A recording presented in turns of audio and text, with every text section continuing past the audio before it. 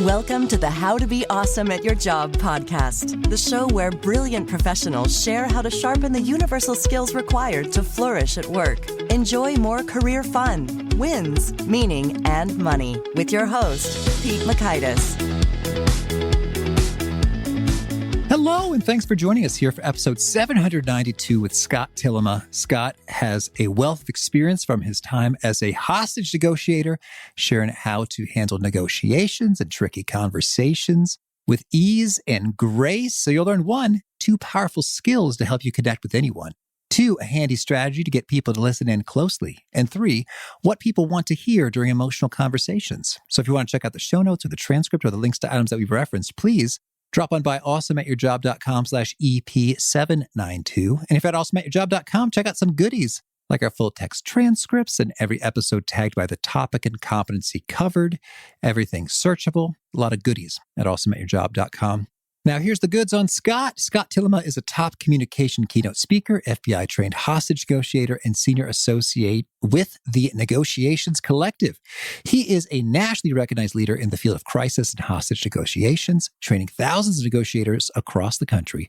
Scott has developed a model for hostage negotiation, which is now being adapted by those in the private sector for use in sales, marketing, communication, and leadership. Big thanks to Scott for sharing his wisdom with us, and big thanks to our sponsors. Check them out. One sponsor to check out is Harvard Business Review. This brilliant magazine, published at hbr.org, is the leading destination for smart management thinking. Fun fact, HBR has been mentioned in 108 episodes of the show. That's because HBR has great stuff that comes up often. They've got explainer videos, podcasts, real-world case studies, and much more. I think of HBR each night that I put on my special orange glasses. Their article, Will Blue Light Glasses Improve Your Sleep?, revealed that those who wore them reported better sleep and a 7% improvement in work performance as compared to those who wore the sham glasses. So I cite HBR anytime anyone tells me that I look silly wearing them. Now, much of HBR's content is available for free when you sign up at their site. Subscriptions that get you unlimited content cost $10 a month.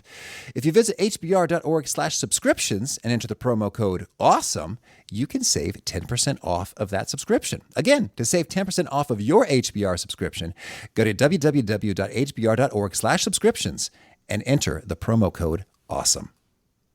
One sponsor to check out is Storyworth. Whenever I'm thinking about meaningful Father's Day gifts, Storyworth leaps to mind. Storyworth helps you preserve precious memories and stories from your father for years to come. Each week, Storyworth emails your loved ones a thought-provoking question that you get to help pick, such as, what's the bravest thing you've ever done? I personally love the prompt so much that I have refreshed Storyworth's questions page many times looking for more. Storyworth makes the writing process super quick and easy. All your loved one needs to do is respond to that email with a story, and then you get a quick copy of that. And after a year of this fun, Storyworth compiles your loved one's stories and photos into a beautiful keepsake hardcover book that you'll be able to share and revisit for generations to come. Families love Storyworth so much, they've got 25,000 5-star reviews on Trustpilot and have millions of stories preserved. So give all the fathers in your life a unique, heartfelt gift they'll all cherish for years. Storyworth. Right now, you can save $10 on your first purchase when you go to storyworth.com/awesome. That's storyworth.com/awesome to save $10 on your first purchase. And big thanks to our sponsor, Acorns. Acorns makes it easy to start automatically saving and investing for your future. You don't need a lot of money or expertise to invest with Acorns. In fact, you can get started with just your spare change. Acorns recommends an expert-built portfolio that fits you and your money goals, then automatically invests your money for you. NerdWallet.com, whom I love on these sorts of matters, gives Acorns a whopping 4.7 stars and says, quote, if you want to make the most of your spare change, there's no better place to do that than Acorns. Head to acorns.com/awesome or download the Acorns app to start saving and investing for your future today. And we got a legal disclaimer here. It may not be representative of all clients. Tier 1 compensation provided. Compensation provides an incentive to positively promote Acorns. View important disclosures at acorns.com/awesome. Investing involves risk, including the loss of principal. Please consider your objectives, risk tolerance, and Acorns' fees before investing. Acorns Advisors LLC, Acorns, is an SEC-registered investment advisor. Brokerage services are provided to clients of Acorns by Acorns Securities LLC, member FINRA/SIPC. For more information, visit acorns.com. Now, here's Scott. Scott, welcome to How to Be Awesome at Your Job. Hi, Pete. Thanks for having me today. Oh, my pleasure. I'm so excited to hear some of your negotiation wisdom. But I think first we have to hear a thrilling tale of crisis and or hostage negotiation. Bring it home for us, Scott. No pressure. Yeah, there's all kinds of thrilling tales. And I think all of us are engaged in difficult conversations. And although not many of us will rise to the level of doing hostage or crisis negotiations, we're all having difficult conversations where we want influence. And one of the ones that sticks out in my mind, I was having a conversation with a man who was holding a gun to his head and saying that he wanted to kill himself. And in these moments, you realize how critical this dialogue is going to be, and the words that you say and how you say them really, really are impactful. And I learned a big lesson in this conversation with him because I was trying to persuade him. I was trying to be influential and getting him to do what I wanted him to do, and that is put the gun down so we could have a very safe resolution to this incident. And unfortunately, after many hours of conversation, this man chose to pull the trigger. And that was probably one of the most impactful moments in my negotiations career, where I really had to reflect upon the outcome of that incident and say, what could I have done better? So during my conversation with him, he would have put that gun down and reached a safe outcome. And moments like this really drive me to be excellent at what I do and to be a great negotiator. So that's the moment that sticks out to say, I can do better. I need to do better. And the challenge to everybody I work with and everybody I teach and train to say, if this is the level of consequence in my conversations, what's the hesitation for you? Why not go out and be a great leader and be a courageous person in sales and marketing and do these things and take these chances and find the influence and be great at what you do? Because the outcome probably is not going to be as consequential as something like that. Yeah, well, it's highly unlikely most of our conversations will be as immediately consequential as in a person dies. Although, I mean, I think it's quite possible that the conversations that we have and the extent to which we are effectively engaged in them can, over years or generations, reshape history for thousands, and not necessarily if we're like super CEOs, but just like our children, our children's children, our colleagues, and those they in turn touch. It might be a lower amount of change for one person, but with the ripples and multiplications, it may be quite substantial. Very substantial. And I don't want to diminish the work that people do in any field, because you're in a leadership role. You need to be having difficult conversations with the people that you work with and the people that you coach and develop. Because if they don't succeed at their job, they're going to be without a job. And think of how impactful that is to that person and the people that they support, their family. So we know that the power of influence in conversations it's really a life impacting piece here that all of us who work in the field of influence, and that's many of us. I think that everybody out there wants to be more influential. And when you reflected on that encounter and you said, what could I have done differently? I'm intrigued. You've had a lot of training and experience. What did you conclude and that you could have done differently? That's a great question. And in 2007, I was trained by the FBI. And one of the cornerstones of FBI crisis negotiation training is active listening, being a great listener. And they teach the 8 skills of active listening. And this is foundational. Most people in negotiations know or should know these 8 skills. And this isn't classified stuff. There are books written out there about this. This is stuff that anybody can learn. But what I kind of took away from this is we have to be a little bit more broad in communication than just being great listeners. Because the reality is what we see is what we believe. And sometimes we have this sight bias that we believe what we see and we can disregard the conversation if we see something to the contrary. So in my trainings, we do exercises to show that we believe what we see. So as communication has evolved, we're getting away from just this telephone conversation. And now in 2022, moving forward, it's very commonplace for us to engage in Zoom conversations or Skype or any type of conversations where we can see each other. other and experience each other. So it's more than just being a great listener, that we communicate through gestures and facial expressions and body language and how we're dressed and what people can see in the backgrounds of our virtual conversations.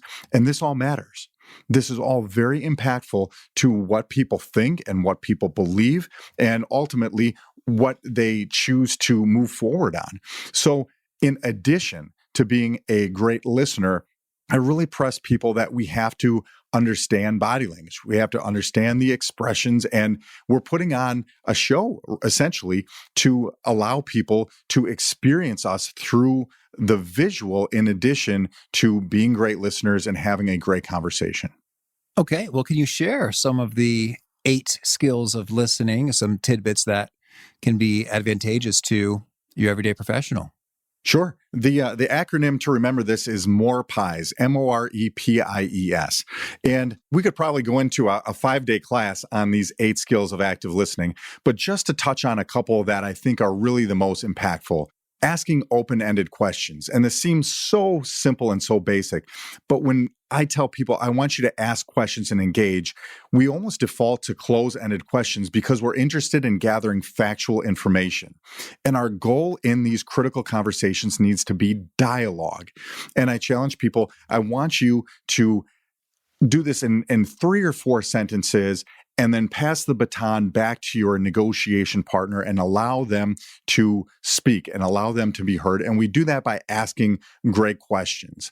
And that's a great one. And when you couple that with emotion labeling, which I think is another really, really important step of active listening, now we don't have to default to saying, Pete, I understand. The reality is I don't understand. I haven't lived your life. I haven't done your work. I haven't had your experiences. So for me to say to you, you know what, I understand, that's almost dismissive. And I would say it's a bit disrespectful, because how can I possibly understand you when we've only been having a conversation for a short period of time? So instead, let's maybe go to an emotion label and say, you sound frustrated.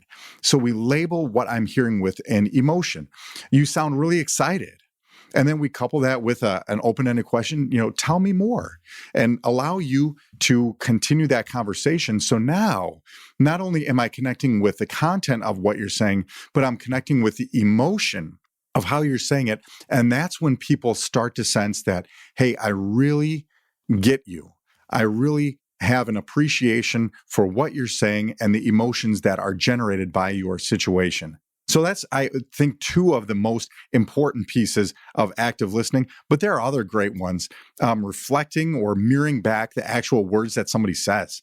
Somebody says whatever they say, and they get to the end of what they're saying, and we just repeat back the last 2 or 3 words, and that's reflecting. And I can do that with The last 2 or 3 words. You got it. You're a pro. Perfect. And what the amateur is going to do is going to say, yes, that's exactly that. And if you do it with an upward inflection, we're asking a question. With a downward inflection, we're affirming that statement.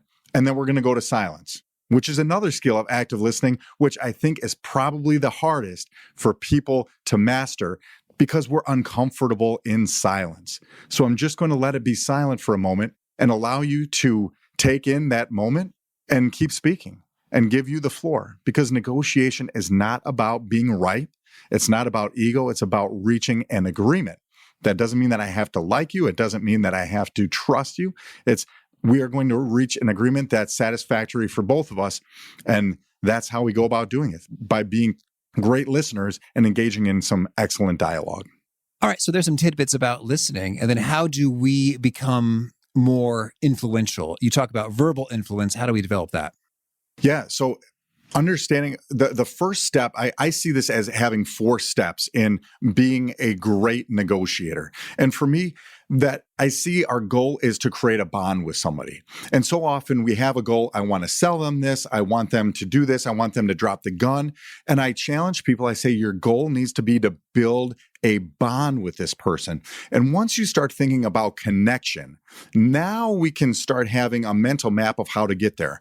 And I see that through 4 principles working together in a circle. And some people see negotiations as a stairway that we're working our way up. And I don't see it like that. I see it as a circle that we're going around and around. And these 4 principles are the influence and the bond that we are creating. And the first one is understanding. And we do that through listening. And we do that through studying body language and gestures and make sure I have an understanding of what's going on. And so often we get stuck on that, especially as high performers in the work that we do. We say, okay, I think I get it. So now I'm going to go right into solving the problem. And I think that's the step that most people skip, especially if you're really good at what you do, is I skip the understanding piece. Not that you don't know how to be a good listener. It's just that I think I know what the problem is. I think I know what the issue is. So I'm going to move on quickly. So the second principle that I use is timing, knowing when to deliver your message. And I found this to be the strategy piece in these conversations, in these negotiations, to say, okay, I have an understanding of what's going on, but I want to quickly say whatever I need to say and give my pitch. And sometimes we get this wrong. And by getting your timing wrong, we can really miss an opportunity, or worse, put ourselves in a more difficult situation if we try to jump the gun and start selling too soon or try to persuade somebody too soon. So the second step is having great timing to what it is we're going to do. Mm-hmm. Okay. And next? Next is delivery. It's not what you say, it's how you say it.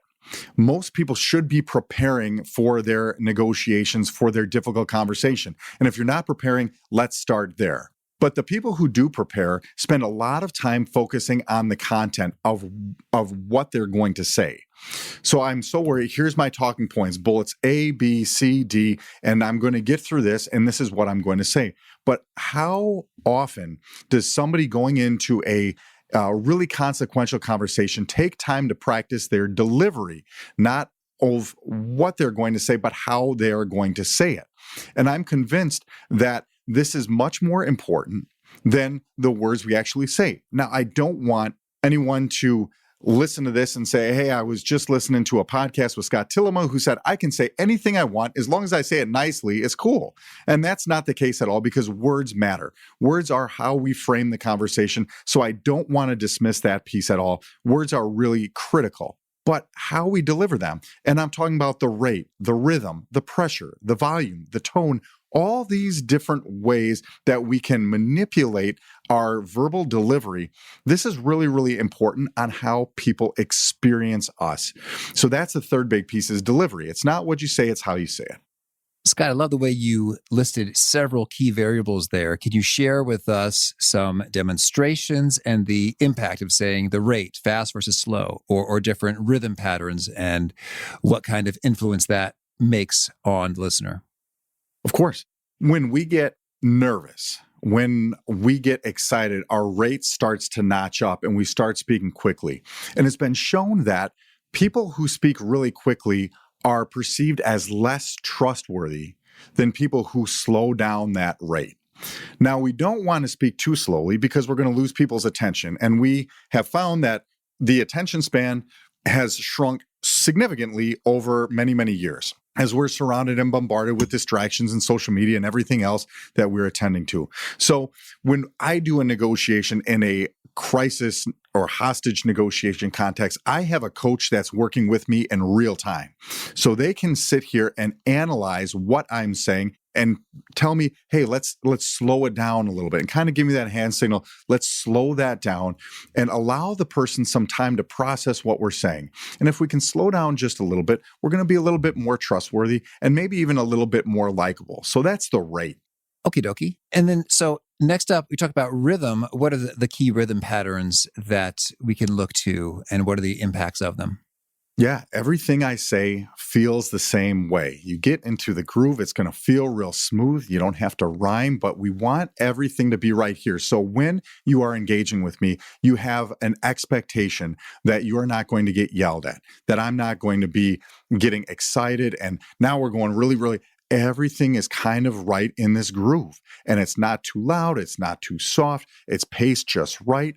So you can feel comfortable opening up to me. And I think that this is the same reason that there is a couch in the therapist's office. So you get comfortable. We are creating a bit of psychological safety for you to say, let's really discuss the important issues here. Because sometimes we disguise the important stuff with other nonsense. And we're willing to talk about the things that are easy to discuss. But really, sometimes we need to get into the more difficult conversations. And I'm really not going to open up with somebody if there's a chance I'm going to get yelled at, or if a chance that they're going to just quickly dismiss me and move on. Everything is right in this zone here, and I want you to get comfortable having this conversation that's going to open up pieces of information, which goes back to our first principle of understanding. Okay, so we talk about rhythm and volume. You mentioned not shouting. Any other volume insights? I think that if you've listened to Amy Cuddy's TED Talk, she talks about how we can use the body to influence the mind. So taking this to the volume of what we say, if I become a little bit more quiet in what I say, it is going to force you to physically work harder to hear me. And it's not very often that we find ourselves physically working really hard to hear someone. It's only at the times that we're listening intently. And those are the times that something is very important. So sometimes I'll take the volume down a little bit. And that doesn't mean speaking weakly or speaking without power. It's going to force someone to listen very hard to what you're saying. And now their brain may be convinced that this is something important. And now we're getting into influence pieces because now they're intently listening to what I have to say. And we think the opposite. When we want to be heard, we get loud, we scream, we get the bullhorn, and we make sure that everybody can hear us. But this is intimate conversations. We're one-on-one with people, trying to get them to go in the direction that we want them to go. So I challenge people in coaching sessions, let's take the volume down. Let's come a little bit closer and see if we can engage them in a soft, intimate, intense conversation. Okay. Well, so we talked about a few components of delivery, and we've got that 4-part building of a bond with the understanding, the timing, the delivery. And what's next? Last one is respect. That I think you can do everything right. But if we don't come in with respect, none of the other pieces work. So you can't get an agreement on respect alone. On respect alone, you can learn to be really nice and you can get walked on. You're going to lose a lot of negotiation, lose some opportunities. But without this respect piece, you are not going to have this influence and this bond that you need. And I think that this makes sense to most people and say, yeah, I get that. I was raised to be respectful, the yes, sir, no, ma'am, yes, please, no, thank you. And that's all really good. And that's something that I want. But I think that respect is about emotion and connecting with people's emotion and their emotional triggers.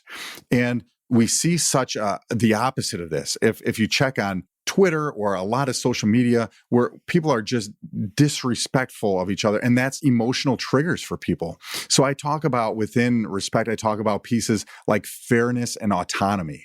Are we being treated fairly? How do they see it? How do they see this conversation? What is the issue that they see? Because I know that I see it one way, but can I see it the way they see it? Are they being treated fairly? And that's a huge trigger for people.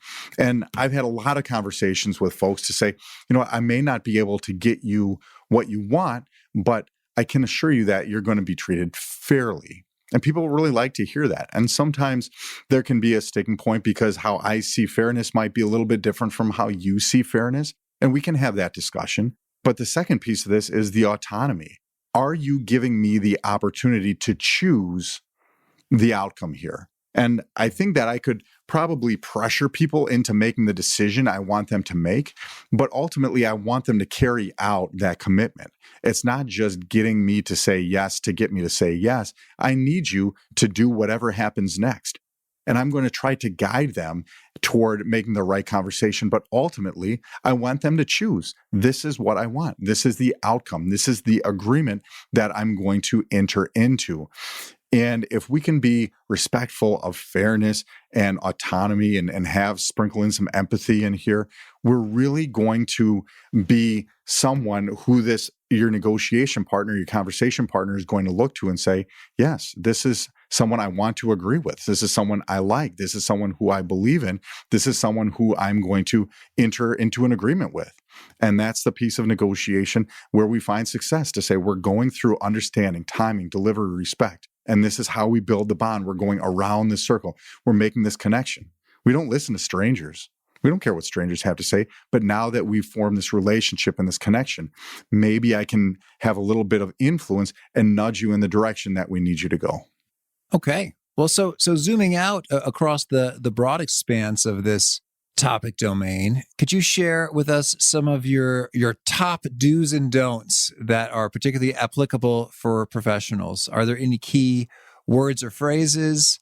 Is there any way we could accidentally threaten someone's autonomy or trigger them there, even though we didn't mean to? Of course. And when we do that, if we do that, again, we're watching for changes in behavior. Are they pulling away? Are we seeing things outside of the baseline? Are we losing that dialogue? And let's not be afraid to go back to that, to say, hey, I'm doing my best here. I sense that there's a little bit of disengagement here. Is there something I said or didn't say that maybe doesn't sit quite right with you?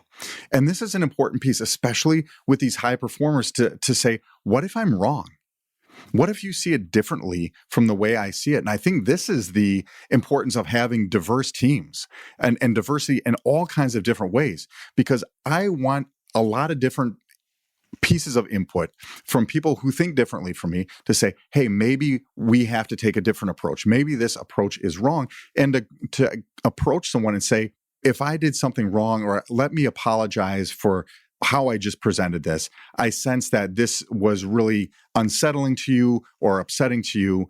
Or just inquire, is there something that happened that we need to go back and address? That's a great, great piece. And so often we have this ego that gets in the way to say, well, I'm not going to apologize to anybody. Well, I'm not going to be the one who's wrong here.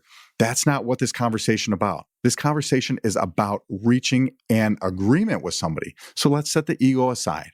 It's not about ego. Be willing to be curious. What another big takeaway, that so often we are so worried about talking about us and what I know and what I can do. People aren't impressed by that. They just aren't. People are more happy to tell you about themselves and their work and their product. So be much more willing to listen than being eager to talk. Another important takeaway, to be influential and do great things. All right. Well, anything else you want to make sure to mention before we hear about some of your favorite things? I think that negotiation is probably one of the most important skills that people need to have to be successful in life, because negotiation really, it's an umbrella for other skills like communication and influence, persuasion, and all these things. And we have an inflated sense that we are really good at this because we communicate with people all the time, and we can point to examples in our life where we have found success. But the people who are really good at this are humble to say, I need to learn more. I need to be willing to examine myself and do better at this. All right. Well, now could you share a favorite quote, something you find inspiring? So I don't know if this is a quote verbatim, but one of the professors at Harvard, Michael Wheeler, he's a longtime negotiation trainer. He talks about flexibility and adaptability, that we can't say this is the way, this is the only way. So be willing to step out of our comfort zone, be willing to take on styles that are uncomfortable to us and learn things outside of what we already know, because you might need that technique, you might need that tactic. So I really find the work of Michael Wheeler to be very impactful. Okay. And a favorite book? I've got a number of books that I like on negotiation and influence. I think one of the older ones, Influence, the Psychology of Persuasion by Robert Cialdini, outlines 6 principles of influence, and that is a cornerstone for anybody who's in the business of influence or persuasion. We need to understand that. But another one is Beyond Reason, Using Emotions as You Negotiate by Dan Shapiro. He talks about 5 core concerns that trigger our emotions and that we can use to trigger other people's emotions. Beyond Reason is a great book to pick up. Cheap, easy read, but really foundational for people who are engaging in meaningful conversations with others that really want to take the next step and understand the impact that emotions have in driving our thinking and decision making. Okay. And a favorite habit? Favorite habit is probably practicing my active listening skills. And I've been doing this for a long time, and that doesn't mean that I'm good at it forever. It's something that we can forget and something that we can lose. And people ask me all the time in training, hey, Scott, how can I practice the 8 skills of active listening? And the next time you get a spam call, one of these people that's trying to get you to do whatever, give them money and steal your credit card, I want you to practice the 8 skills of active listening. Write down what these 8 skills are, have them handy, and in 3 or 4 minutes, you should be able to get through each one. And if you're doing it with purpose and true intent, like you aren't just going through a checklist, this person is going to engage you, and you get through the 8 skills of active listening, give yourself a pat on the back, and then you can hang up the call and wait for the next spam caller in a few minutes and do it all over again. Okay. And is there a key nugget you share that really seems to connect and resonate with listeners? They tweet it out and quote it back to you? It's not about trying to get somebody to do something. It's about creating a bond. And that's what I hear back from people the most, because that's not what we've ever been taught before. We've been taught to sell them this thing or convince them of this thing or get them to do what I'm telling them to do. And it just reframes the mind. It reshapes the mind to say our goal, our focus is on creating a bond. Okay. And if folks want to learn more or get in touch, where would you point them? Excellent. If they would like to hear a little bit more on these principles, I invite your listeners to check out my TED Talk. It's The Secrets of Hostage Negotiators. You type in Hostage Negotiator on YouTube. It'll be one of the first talks that come up. It's 18 more minutes of what we talked about here today with a few more stories and a few more examples. You can visit my website at scotttillema.com or my business site at negotiationscollective.com to learn about me and what I do and the services that we offer. Okay. And do you have a final challenge or call to action for folks looking to be awesome at their jobs? I would say that it's important for us to realize that this is a difficult time for many people, that all of us have experienced anxiety and loss and trauma over the last 2 years. And I'm not sure that that's going to change immediately. So being mindful that there are people around us who are struggling, use these principles, use this approach, and try to connect with somebody today. And it's not maybe in a professional level where you're trying to sell something or try to make money. It's being a thoughtful, connecting human being with somebody else. And you'll be surprised how impactful this approach can be. And that with all the struggles with mental health and suicide in the world, that being a great connector, being a great negotiator, being a great communicator, this can go a long way.